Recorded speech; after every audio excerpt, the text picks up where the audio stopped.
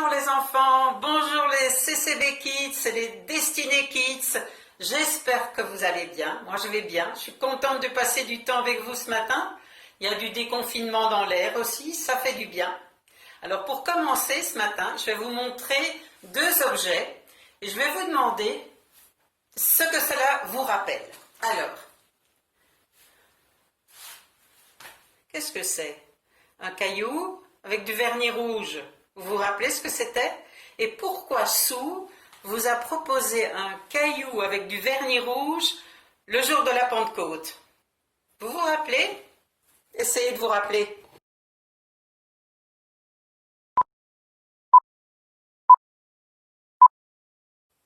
Oui, un caillou à mettre dans sa poche. Pourquoi?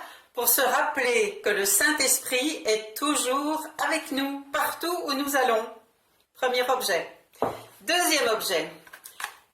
Une boîte cadeau avec une étiquette et un nom écrit sur l'étiquette. Pourquoi Maddy vous avait-elle proposé ça dimanche passé? Qui se rappelle?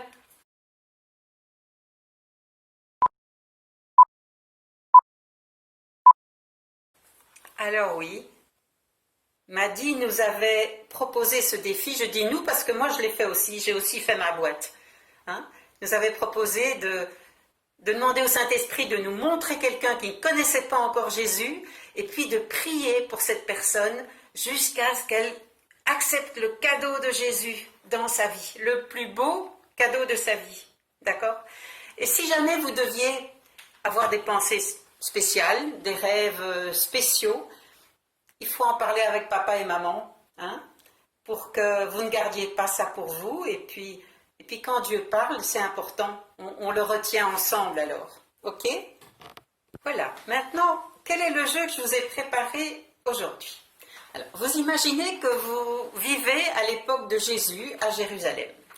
Et je vais vous proposer deux activités à choisir, à faire avec Jésus. Et vous pouvez choisir chaque fois l'une ou l'autre. Ok?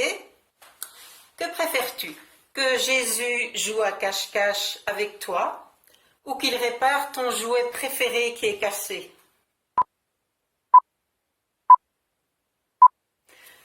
Que préfères-tu? Que Jésus te reconnaisse dans la foule et qu'il t'appelle par ton prénom? Sarah, Noah, Jono, Josh? Ou bien qu'il vienne t'embrasser dans ton lit? Alors on continue. Qu'il vienne regarder comme tu joues bien à ton sport préféré ou qu'il te prépare un barbecue?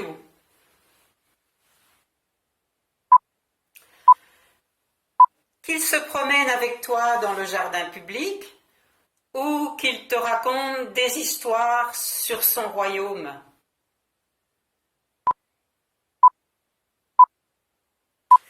Qu'il te rapporte un cadeau surprise en revenant de voyage ou que tu puisses rester assis sur ses genoux toute la soirée?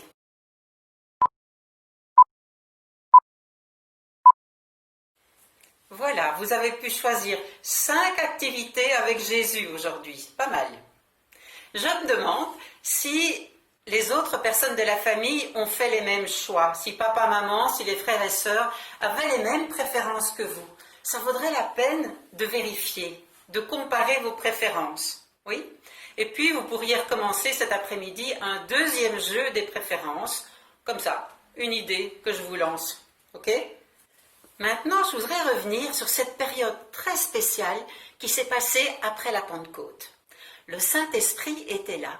Et il y avait de nouveau des choses extraordinaires qui se passaient dans la ville, comme quand Jésus était là. Les apôtres priaient, le Saint-Esprit agissait. Les apôtres annonçaient la bonne nouvelle de Jésus, le Saint-Esprit agissait, et il y avait plein de monde qui disait oui pour recevoir la bonne nouvelle de Jésus, pour recevoir Jésus dans leur vie. En fait, c'est comme ça que l'Église a commencé, que l'Église est née et qu'elle est racontée dans le livre des Actes des Apôtres. le mot chrétien n'existait pas encore, on ne connaissait pas, on n'utilisait pas ce mot, mais en fait c'était des gens qui suivaient Jésus, on pouvait dire des suiveurs, c'est la même chose. Et aujourd'hui, nous sommes des suiveurs de Jésus et l'Église continue de grandir. Alors une question maintenant pour nous les suiveurs de Jésus en juin 2020. Que nous soyons des enfants ou des adultes, quel est le commandement que Jésus nous a laissé? Il y a un commandement et il y en a un deuxième qui dépend du premier. Alors rappelez-vous quel est ce commandement très important.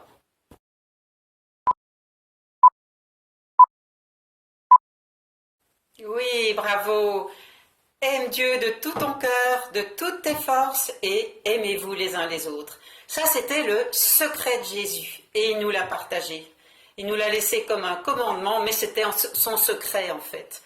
Et c'est ce que faisaient les premiers suiveurs. Ils s'aidaient les uns les autres, ils s'encourageaient les uns les autres, ils s'invitaient dans les maisons des uns et des autres, ils se pardonnaient les uns les autres, les uns les autres, les uns les autres. Vous avez déjà souvent entendu ça, hein? C'est comme le slogan de l'Église, c'est comme un refrain, les uns les autres. Ça, c'est le secret, le commandement de Jésus pour nous les suiveurs. Alors, le défi pour vous cette semaine, mes enfants. Le défi, ce sera de montrer aux personnes de ta famille, papa, maman, les frères et sœurs, montrer à chacun que tu les aimes. D'accord? Alors, tu vas demander au Saint-Esprit de t'aider à te montrer leurs préférences. Par exemple, maman, c'est très bien de lui dire « je t'aime » à son anniversaire, mais une fois par an, c'est pas assez, hein? Papa, c'est la même chose. Lui dire « je t'aime » à la fête des pères, c'est très bien. Mais une fois par an, c'est pas assez. Donc, vous demandez au Saint-Esprit, pour chacun des membres de votre famille, comment lui dire « je t'aime » cette semaine. Alors, maman, ce sera peut-être lui faire un énorme câlin. Ce sera peut-être lui dire « bravo pour le bon repas ». Ce sera peut-être passer l'aspirateur. Pour papa, ce sera peut-être faire une promenade en lui donnant la main, ce sera sortir la poubelle à sa place. Pour la grande sœur, ce sera peut-être lui dire « Waouh, quelle jolie robe tu as aujourd'hui !» Voilà, vous cherchez des indices et vous trouverez des façons de dire à chacun « je t'aime ». Okay? Une dernière chose avant de nous quitter. Une amie m'a dit un jour qu'elle souriait aux gens dans la rue. Surtout s'il semblait triste. Et je trouve que c'est une bonne idée. Si tout le monde se souriait dans la rue changerait. D'accord?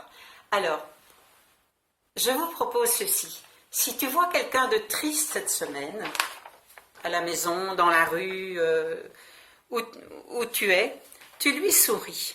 Et tu lui donnes un de tes sourires.